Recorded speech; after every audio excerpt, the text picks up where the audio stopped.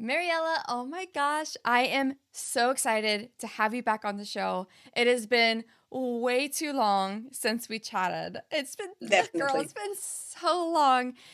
We had so much fun back then, and today we're even going to have more fun than before because in our minds, I'm picturing us having a beautiful glass of Argentinian wine that I've been dreaming about since we met. I'm still determined to go down and see you and go winery hopping, but we're just going to skip forward to that. In our minds, we are doing that right now.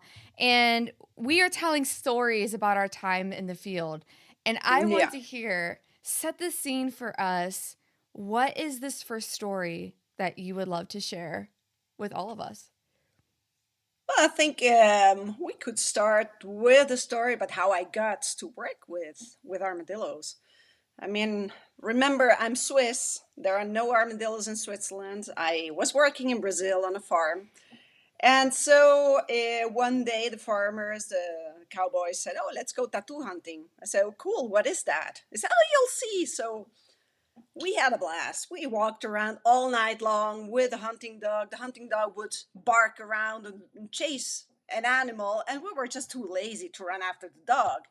So, yeah, after about 6 hours of walking around and having fun, we went back to the farm and said, "Hey, guys, I need to see an armadillo. I need to see a tattoo. I didn't even know what it was."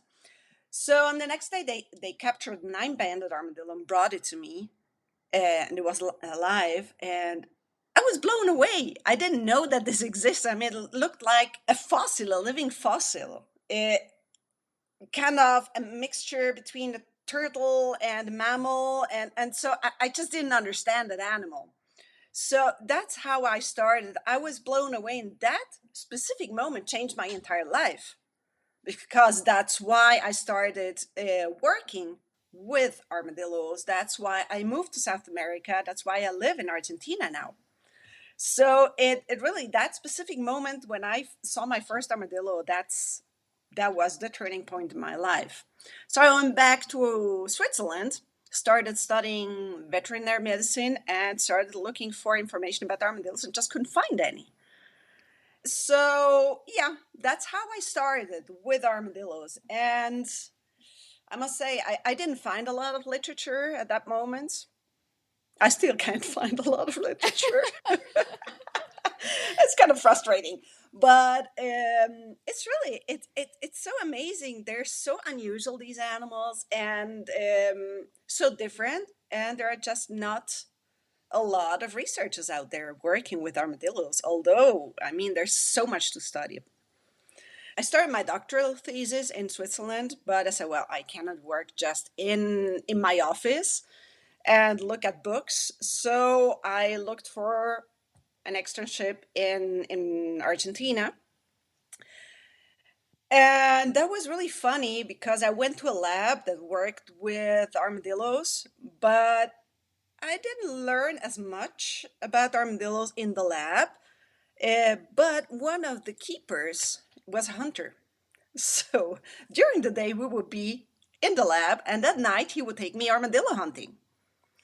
And that's when I started learning a lot about armadillos because locals know where to find them. They know how to read the tracks, etc. So he told me everything about how to interpret a burrow, how to know if there was an armadillo inside or not, etc. So at some moment he said, "Yeah, so have you ever eaten an armadillo?" I said, "No." I mean, it would be like cannibalism. I cannot eat an armadillo. I mean, they're my study animals. I said, no, but you have to eat them. So no, I mean, I really didn't want to eat armadillos. But then what happened was that each time I would tell somebody in South America that I liked armadillos, they would ask me if I preferred them roasted or baked in the oven or fried. So it was so frustrating, and I was trying to explain to them that I liked them alive. And they would just look at me and say, "Why would you like a live armadillo? Have you ever tried one?" And when I said no, everybody would start telling me their favorite recipe. So it would have been much easier to write a cookbook on armadillos than write a doctoral thesis on biology and maintenance of armadillos as I did. So yeah, with time, I got so tired of that question that I called my hunter friend. I said, look, I need to try armadillo meat. So he caught one and prepared it, and I sat there, and I think I sat there for 1.5 hours. I just couldn't. I mean, it was like eating another human. It was kind of cannibalism.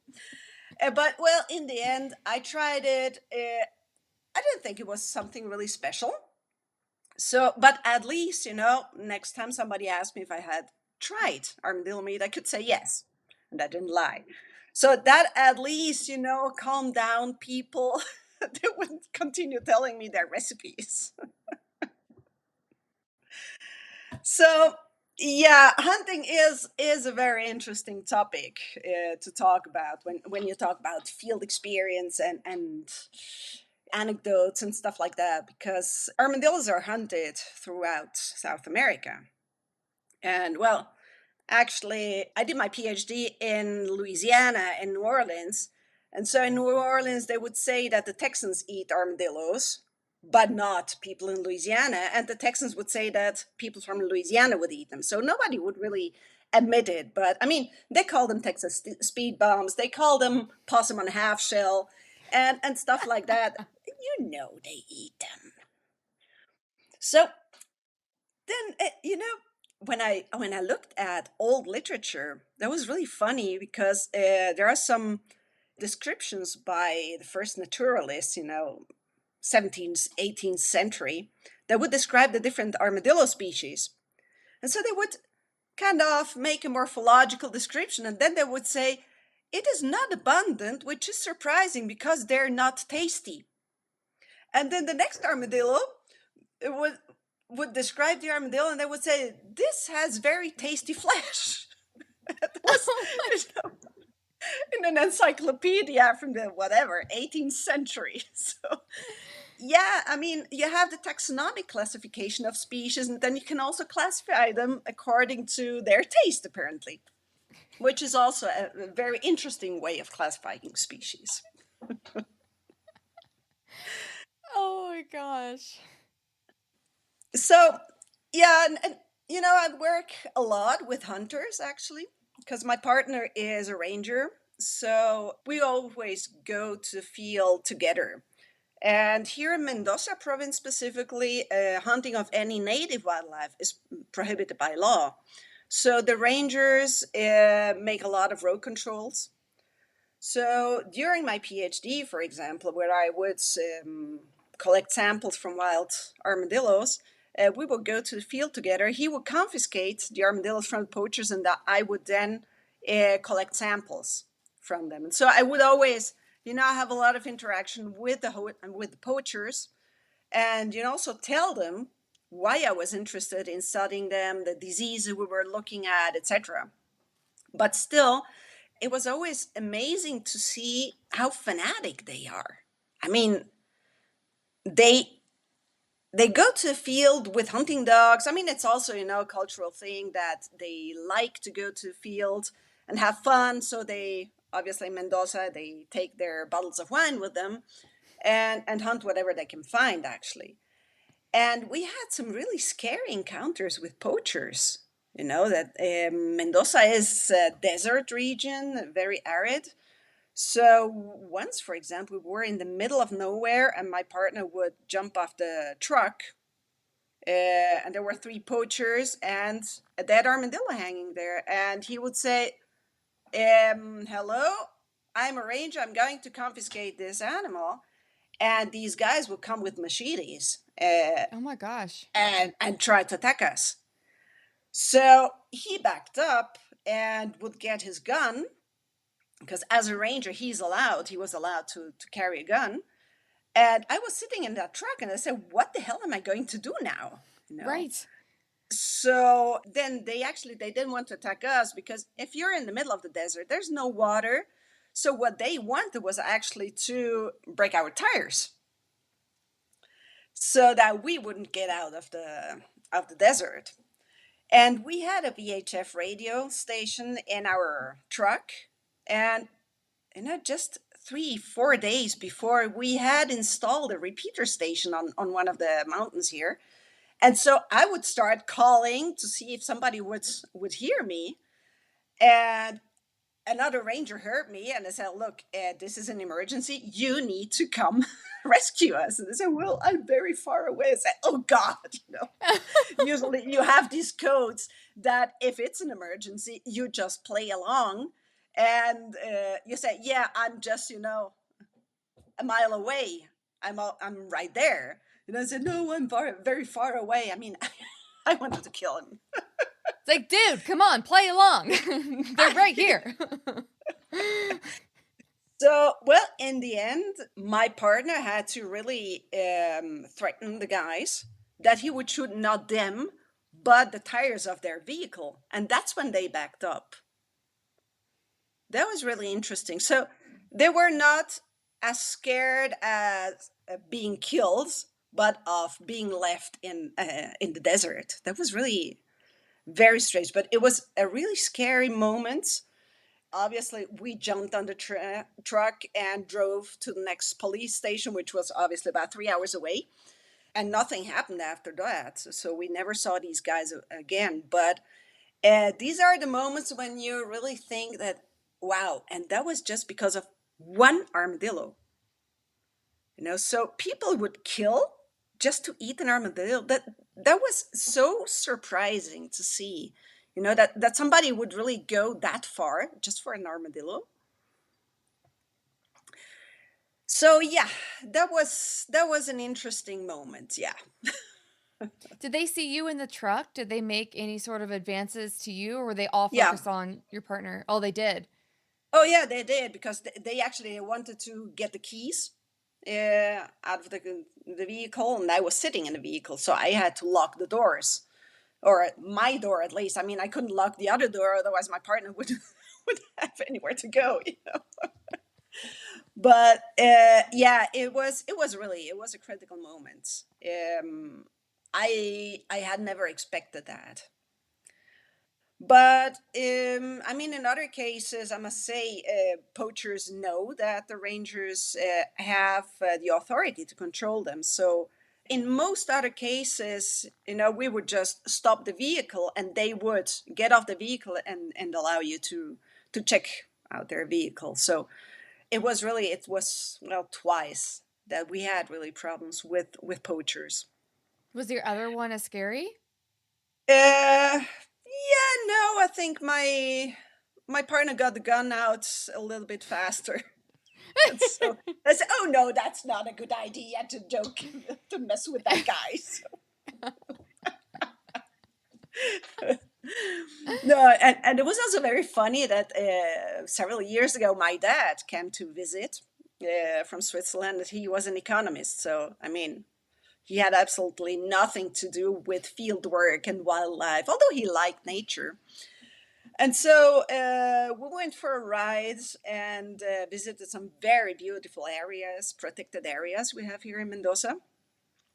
And at that time, my partner and I were actually living in a protected area.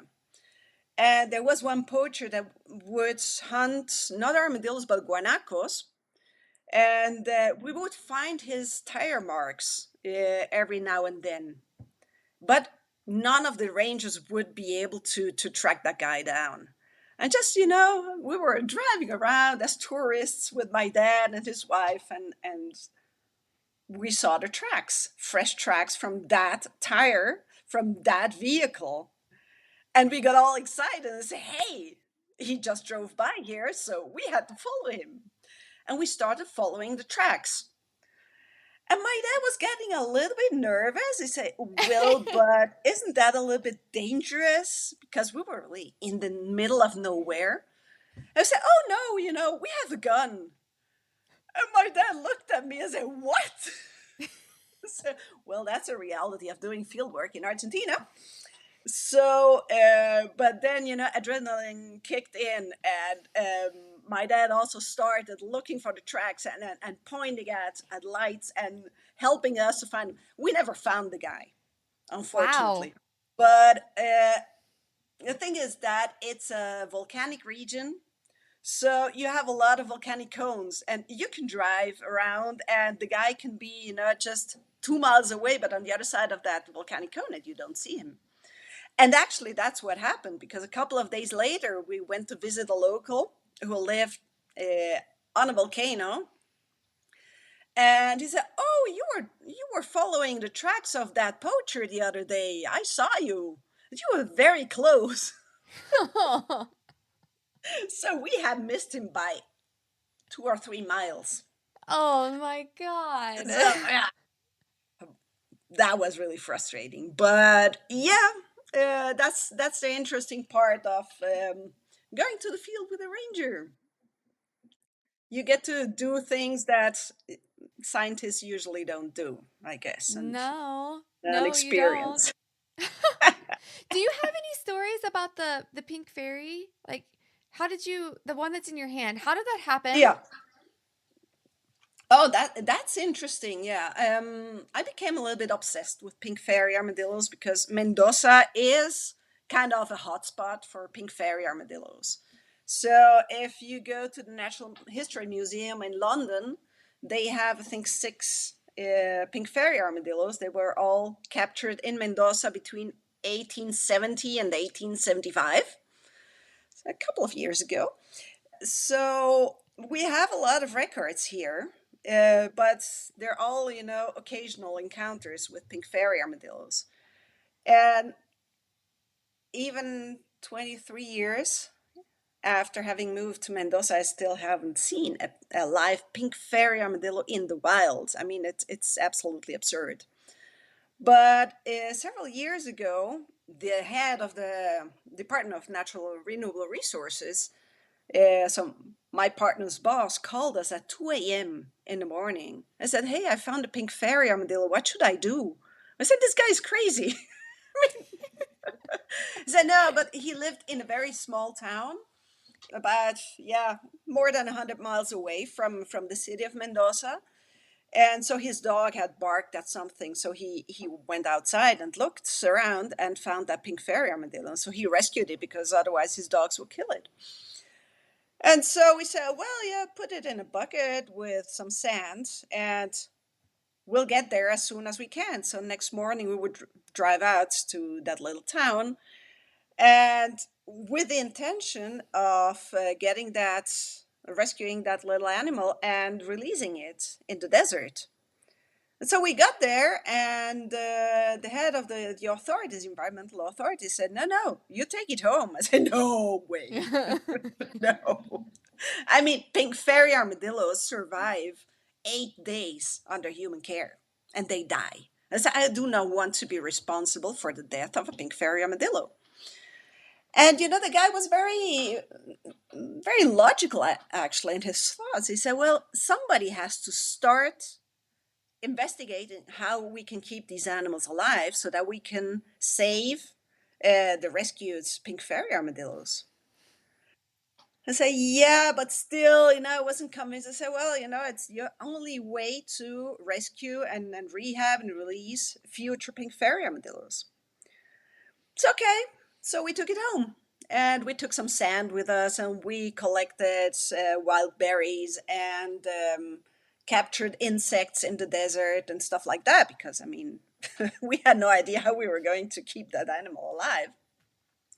So at home, my partner built a terrarium. We filled it with that sand we brought with us. And yeah, that pink fairy armadillo wasn't too convinced about its new enclosure. So it started running around like crazy. And I thought, well, it's going to die of a heart attack. And then we found out, no, that it needed more compact sand. They couldn't dig really a burrow because it was too loose. So we started, modifying the whole terrarium. And then, yeah, big question: what does a pink fairy armadillo eat? We knew from some descriptions that they eat insects and some fruit. So, it's a big smorgasbord of fruit, wild fruit, and insects and whatever I could find. and that little creature wouldn't eat anything. And yeah, he drove me crazy because I mean I was getting worried. I do a lot of rehab work with other armadillo species, so I have all my secret recipes, and I tried them out, and I think I tried out 32 different ingredients, and that little creature just didn't want to eat anything. And I just had a hairy armadillo here that I was hand rearing, and I was weaning it. So I was so desperate that I would just put that milk with ground cat food and banana on a plate, and I would put it into that terrarium, and the pink fairy armadillo ate it. So it was totally unreasonable that he would eat that. But then I had my secret mixture, and I had to really follow that recipe. I couldn't, for example, change the brand of the cat food, otherwise you wouldn't eat it. And if I would prepare the food for 2 weeks and I had one entire banana in it, if I would just put half a banana, it wouldn't eat it. So that little picky eater drove us crazy. But also because it would only emerge after 9 o'clock p.m.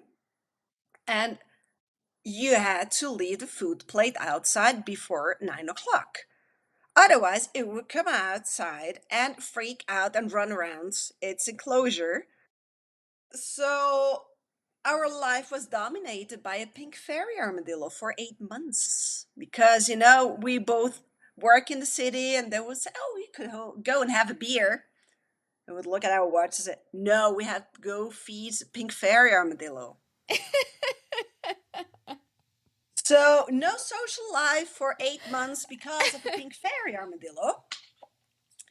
And that little picky eater, I mean, I wouldn't see it very often. I had infrared cameras with motion detectors and stuff like that.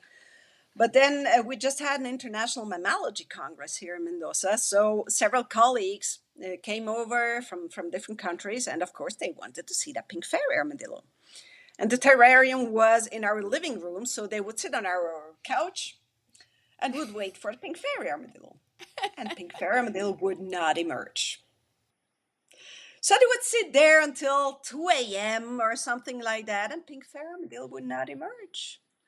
And when they would give up and go to sleep, I mean, afterwards we could check the motion detection cameras, and 15 minutes after the people left my living room, pink fairy armadillo would emerge and go and have fun and eat and walk around and look at everything. It was really a very interesting experience. Did it pass away, or did you let it Yeah. out, or just naturally passed away at that age? Yeah, it passed away after 8 months, and I don't know why, but probably the diet wasn't uh, totally balanced. I mean, it was just what it ate, and I always tried to supplement with larvae or beetles or whatever, and it wouldn't eat it. And the funny thing is that I thought now I had the secret recipe to feed pink fairy armadillos, and then a couple of months later I would get another pink fairy that had been bit by a dog. So I got it here.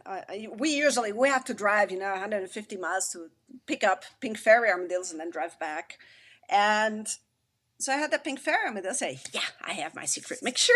So I prepare my mixture with banana, with cat food, and everything, and it wouldn't eat it. So next Oh pink fairy no. armadillo just wanted to eat tenebrio larvae. And then the next one only wanted to eat earthworms. And the next one just wanted to eat fruit. So they're not only picky eaters, but they also have a very specific diet they follow that they prefer. So, yeah, they drive you crazy. They are very special.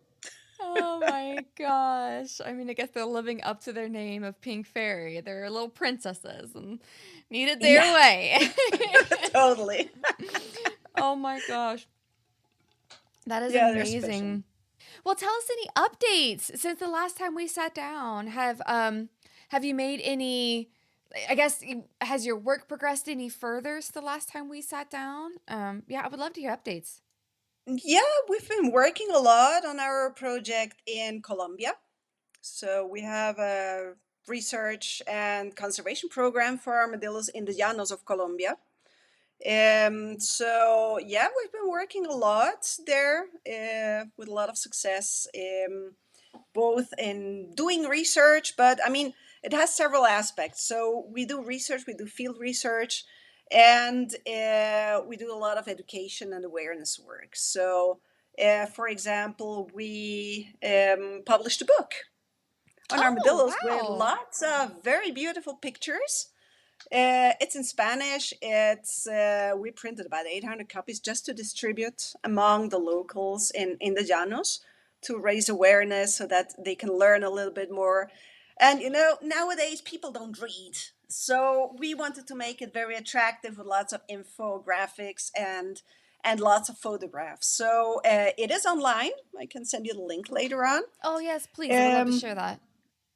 because it's really it's a very beautiful book with information about armadillos in general, about what we've been doing, the different components of our research conservation program, about traditions, local culture, and things like that. So it's really it's beautiful because it also it recognizes a very important part of conservation, and that's the community.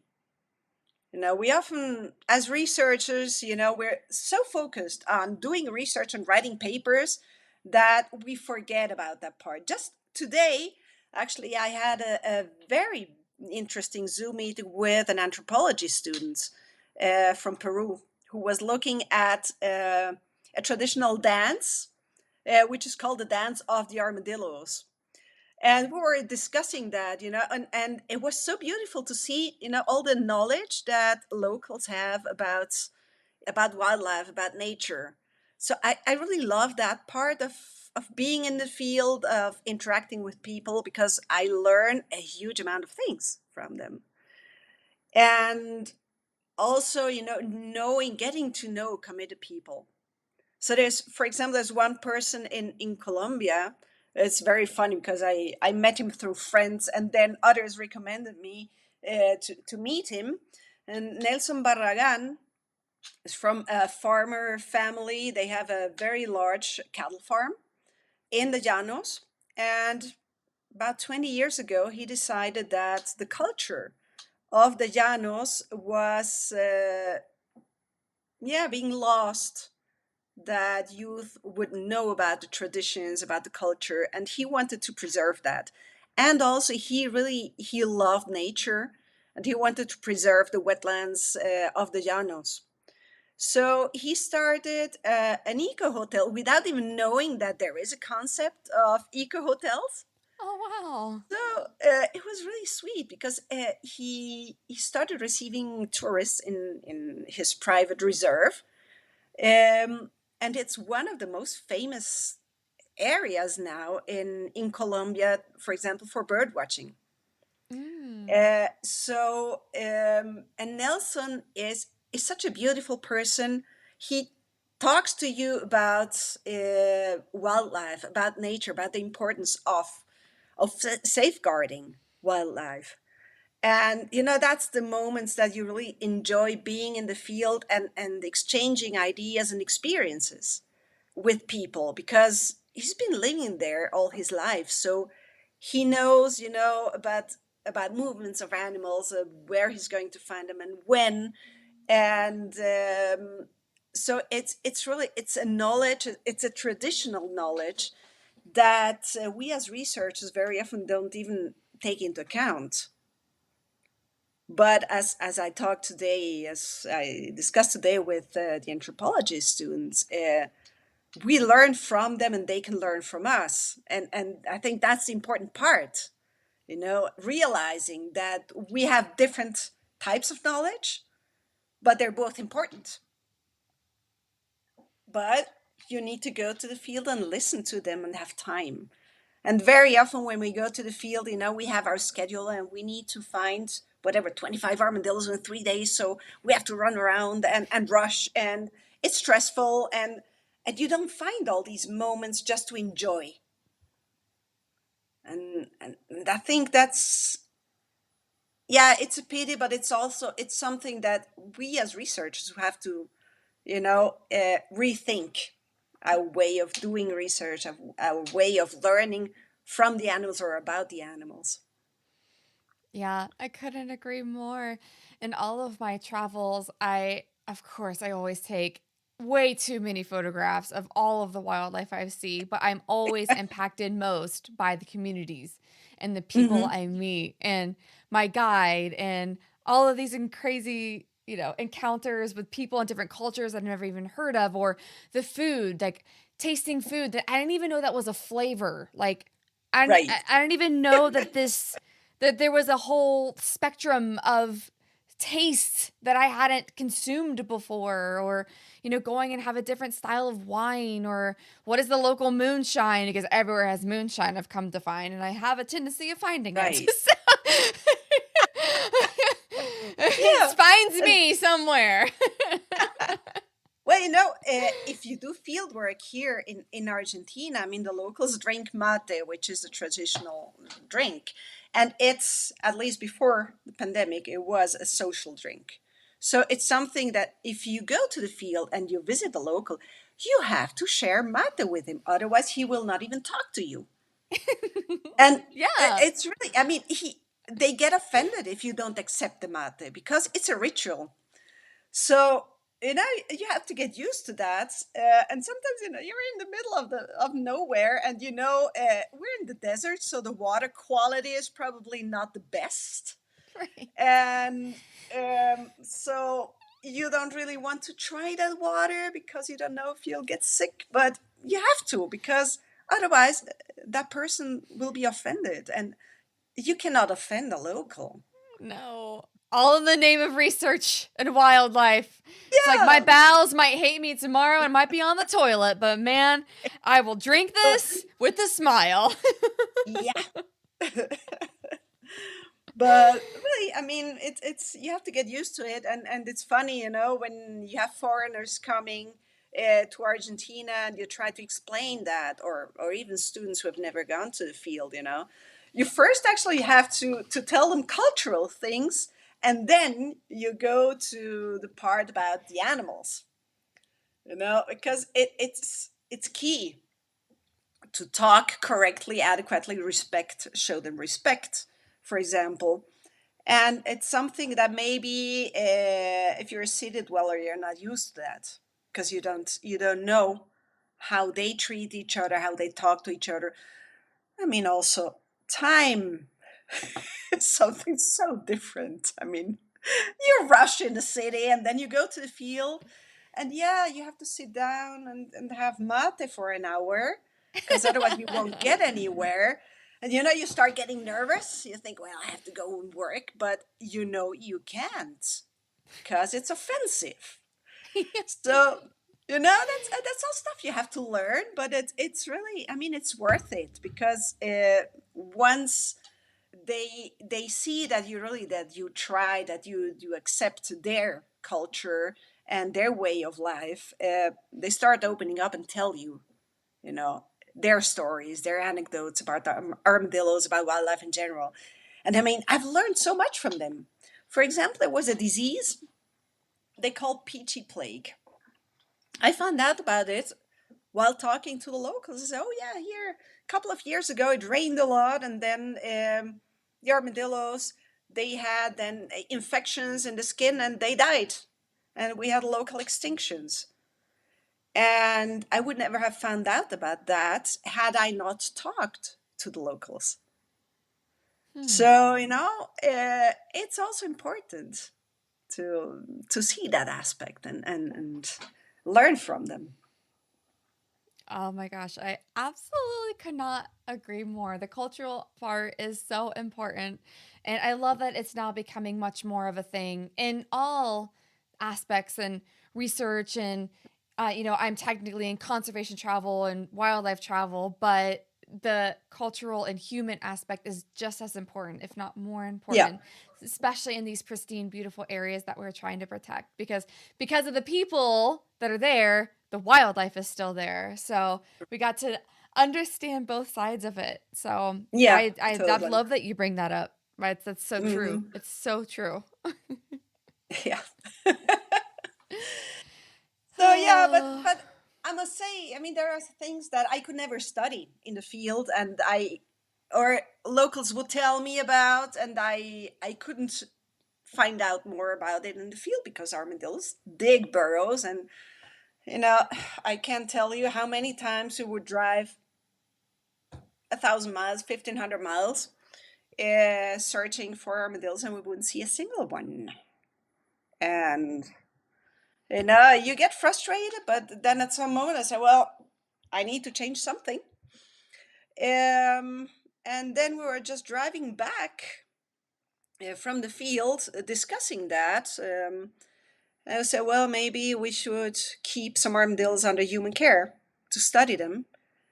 And then, it was a road, a gravel road in the middle of nowhere, and then there was a dog sitting there. I mean, it was at least 10 miles away from the next house and about 50 miles from the next village. And, so what is that dog doing there? And so we stopped because there's no water.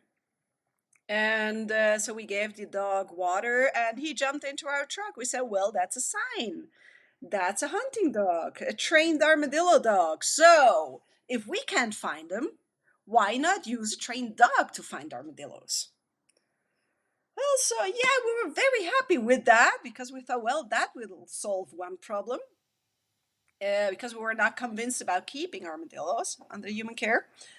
And so we brought the dog home and he jumped off the truck and was very happy. And so I showed him an armadillo and he ran away. He was scared of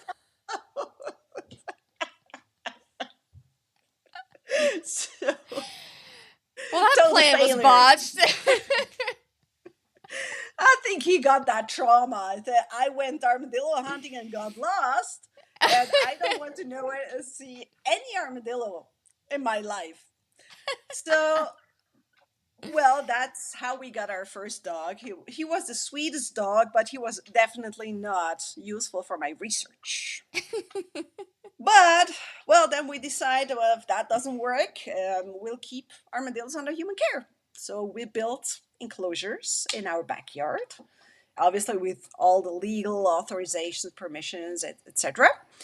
And I started keeping armadillos to study their reproduction, their physiology, their behavior, a little bit of everything. So yeah, that was interesting because I would also get other armadillos because the authorities knew that I was taking care of these armadillos. So they would bring me confiscated animals and ask me if I could rehab them. And that's actually how I built my armadillo colony that I still keep in my backyard after 20 years. And then, of course, if you have a colony, you cannot mix them with wild animals because they could carry a pathogen that then infects your colony. So I had to keep these animals separately. So at some moment, I had about a dozen armadillos in my backyard. I had the pink fairy armadillo in my living room, and then in my laundry room, I had about 4 armadillos in rehab. Oh So my god. yeah, we were the crazy people in our neighborhood. I would say Um, so. I don't know if you've ever heard about screaming hairy armadillos. No? Um, well, their name says it all. They Oh scream. They scream like a piglet. And when they're scared, they scream. And they're about that size, about 800 grams. They have so huge ears. They're small. really, yeah. I mean, you have to get on our website, xenotrans.org. We have a whole section, new section for kids now. where we have species description, and the screaming hairy armadillo description has an audio where you can listen to a screaming hairy armadillo scream. The thing is that they scream, I mean, it's like a piglet or a baby. And I just got one that had been bitten by a dog, and I needed to clean its wounds every day, twice or three times a day. Each time I would pick it up, it would start screaming. And I would always look outside, and I was waiting for the police to appear at some Right, moment, just like because baby torture or something. Like, what right, is going on in their house? what is that? It was really, yeah, that was one of the funny stories. That, I mean, yeah, I couldn't just go around and tell my neighbors that I had a screaming hairy armadillo in rehab. I mean, but it was really every single day for 2 months it would scream at me. Yeah. And then I also had, well, I told you about the hairy armadillo that I was hand rearing. That was also a very funny story, because I got that, and I mean, I had to feed it every 2 hours. So I would have to take it to my office. And I had a box there where I would leave that tiny little hairy armadillo, and I would feed it every 2 hours. And sometimes, I would come back to my office and the armadillo was gone. And then I would have to go and visit every single lab in our institute to see which of the graduate students got my hairy armadillo and was sitting there and reading papers online and, just petting the hairy armadillos. I mean, it was, yeah, the pet of our institute. The problem is that it got very imprinted, and it was a male. And my enclosures have been built for smaller armadillo species.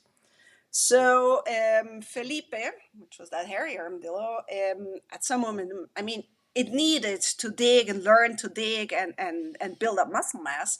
So I would leave it in one of the pens. They're open pens. And my smaller armadillos cannot get out of there. But he was larger. So he would always, escape and then run to our house and open the window, get Oh my. inside, and search for shoes.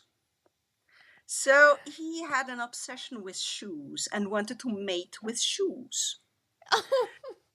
Now, here's the thing. As I told you, we had an International Mammalogy Congress here in Mendoza, where the IUCN also held workshops.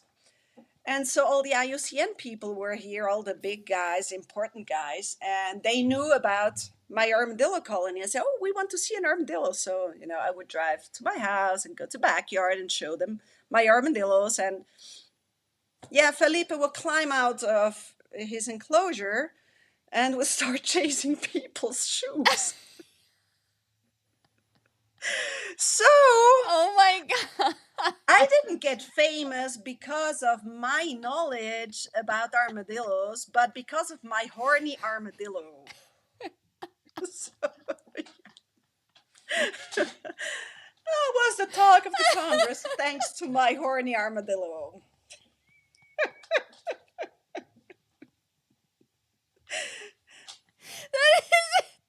That is hysterical.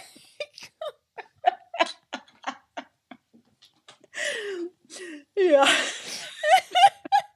You wanted to hear everything? Yeah. Well, we have very weird stories like this one. But yeah, that's life in conservation and wildlife research. Yeah. Oh my gosh, Mariella, you are amazing. And yes, every single spectrum of the story. We have scary, life-threatening stories. We have unbelievable stories. Like, oh my gosh. I don't know if there's anything else we could possibly cover. That is amazing. I have a love story for you. Okay. That's the last one. A love story. Last one to yeah. So, as I have these open pens in my backyard, I got a puppy, a giant schnauzer puppy, that my partner wanted a giant schnauzer, and I was kind of worried because I thought, they had a lot of character and we couldn't control it. So since day one, I would take it to the pens and would put Winka, that little puppy, inside the pens so that he would, get to know the armadillos, and that then later on he wouldn't chase them and kill them. And so, yeah, he will play around, and the armadillos will walk around his feet and everything. So, yeah, and he really liked that. And so, over the years, I would see that he would always jump into one of the pens where a female lived, and he would just lay down and would wait for that armadillo to come out of its burrow. And that little female wasn't scared at all, because the other armadillos, they would just run to hide somewhere, but she would come out and she would climb over his paws. I mean, giant schnauzers have huge paws, and he had that big beard typical of a giant schnauzer, and he would just put his head on the armadillo, and she would be foraging, and he would just watch her, and just I couldn't get him out of that pen. And so that was every day. And the problem is that the species I work with, the peaches, they hibernate from May to October. So from May to August. So they don't emerge during that time, or very rarely. And so Winka, he would go to the pen and his friend wasn't there. And so in October, he would start just jumping into her pen and wait for her to emerge.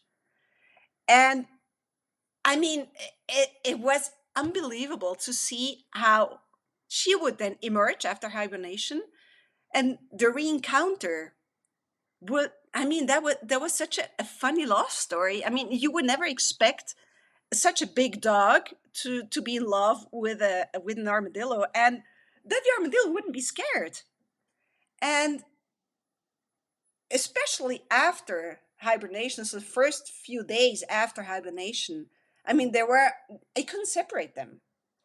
And she would just, she would lie between his paws, and he would hold his head on her, and they were just, enjoying being together. Now, the strangest thing that happened, I mean, usually my peaches live 9 or 10 years, and she was 14. She was the oldest armadillo I had. And my dog got sick last year, got cancer. So cancer treatment didn't work. And in December, we had to euthanize him. And that's the day that armadillo disappeared. She died the same day as the love of her life. Oh my gosh. Never That is seen crazy. anything. I cannot explain it. I mean, there are things in life you just can't explain. But Mhm. I mean, I filmed them so many times because I just couldn't believe it. I always thought, well, at someone he will jump on her and try to bite her. He would just lick her carapace. So I feel Winka like this and needs to be a Disney movie. Can you like pitch this to Disney? Be like, so just like send them a video of Winka and the armadillo and be like, this is the craziest love story and it's real. Can you guys just run with this? Like, yeah, it is really strange. It's I can't explain it, but I would think back. I mean, it was the nicest dog. He never attacked any other armadillo either, but it was just with that specific female. That was that huge connection they had. So wow. Oh, just like last time, Mariella, I could talk to you literally all day. I feel like we've just scratched the surface of your number of stories, so maybe we'll have to do a part 2 sometime. But wow, this was so amazing and so much fun and so very entertaining. And I can't believe everything we just talked about. That was wild. I did not expect any of that. So thank you for coming back Well, on the show with me, sitting down and sharing these fantastic stories. I'm sure everybody will be just as entertained as me. well, thank you. I mean, as always, I had lots of fun. And I hope there will be a third session, a third podcast. I'm sure we can come up with some topics that we can talk about. Absolutely. Absolutely. Preferably in Argentina, in Right. Mendoza, maybe at a Next winery time, or three. exactly. I was just going to tell you, we need to do that with a glass of wine, sitting here, enjoying nature, looking at armadillos, and chatting about armadillos. I'm going to dream about that tonight and manifest it in my dreams. It's going to happen, Mariella. It's going to happen. Oh, I'm Yes. coming down. South America is happening. So I'm just going to keep going south and we're just going to hang out. Oh, yeah. That would be cool. Awesome. Well, then, I hope Alrighty. everybody enjoyed that. If you want to know more about armadillos, let us know. Yeah. And we can And of course, I continue will that have. podcast. Yes, absolutely. I'll have all the show links in the show notes, and of course, everybody go back into the archives and listen to Mariella's first amazing episode on the show. So all of that will be linked, so everyone can do a deep dive and hear way more about the science and the research of what you do too. So Great. these are the fun stories, but in between the science and in between the papers and all this stuff, this is what happens in between to get those. So. Oh, wonderful. Thanks so much, Mariella. I can't wait to get this Thank you, out. Brooke. Great. Thank you so much. Take care. See you next time. Thank you for joining me on this wild adventure today. I hope you've been inspired by the incredible stories, insights, and knowledge shared in this episode. To learn more about what you heard, be sure to check out the show notes at rewildology.com. If you enjoyed today's conversation and want to stay connected with the Rewildology community, hit that subscribe button and rate and review the show on your favorite podcast app. I read every comment left across the show's platforms, and your feedback truly does mean the world to me. Also, please follow the show on your favorite social media app, join the Rewildologist Facebook group, and sign up for the weekly Rewildology newsletter. In the newsletter, I share recent episodes, the latest conservation news, opportunities from across the field, and updates from past guests.